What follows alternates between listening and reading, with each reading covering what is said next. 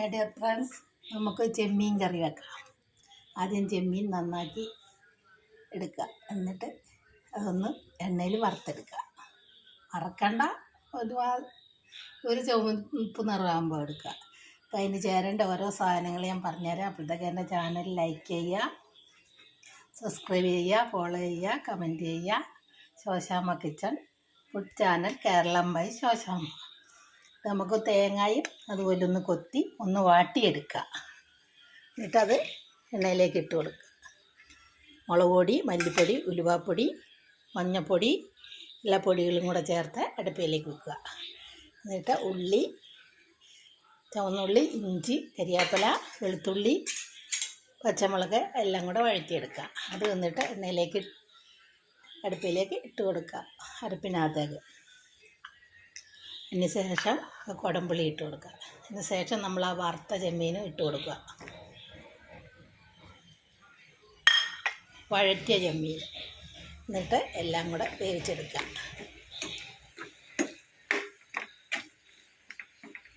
വേവട്ടെ. നമുക്കതൊന്ന് മൂടി വെച്ച് കൊടുക്കാം.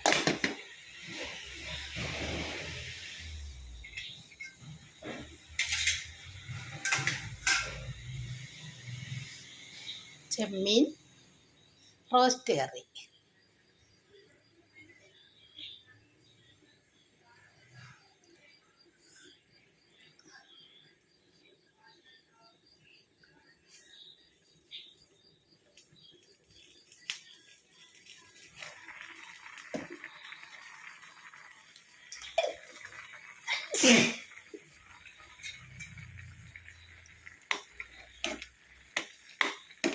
എല്ലാവരും ഇങ്ങനെ ഉണ്ടാക്കി നോക്കാം. എന്ത് രുചിയാണെന്നറിയാം. തേങ്ങാക്കൊത്തൊക്കെ ഇട്ട് അങ്ങോട്ട് കുടംപുളി ഇട്ട് വെച്ച നല്ല ചെമ്മീൻ കറി ഉണ്ട് കേട്ടോ.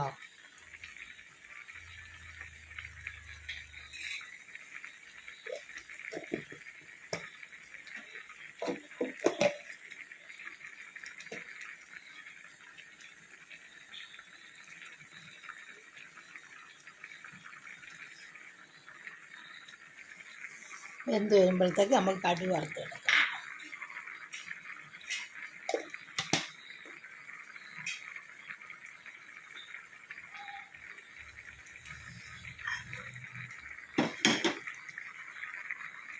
നമുക്ക് എന്നിട്ട് ആ കടുക് വറുത്തത് അങ്ങ് ഒഴിച്ചു കൊടുക്കാം.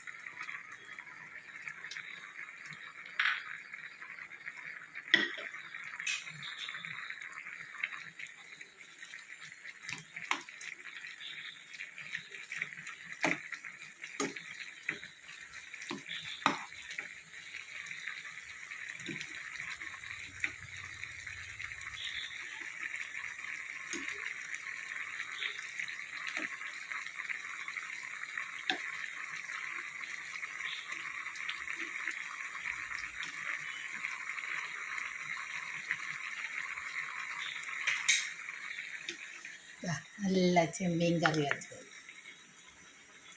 എല്ലാവരും ഒന്ന് ഉണ്ടാക്കി നോക്കണേ. ഉണ്ടാക്കി നോക്കുക, ലൈക്ക് ചെയ്യുക, സബ്സ്ക്രൈബ് ചെയ്യുക, ഫോളോ ചെയ്യുക, കമൻറ്റ് ചെയ്യുക. Shoshamma kitchen food channel, Keralam by Shoshamma.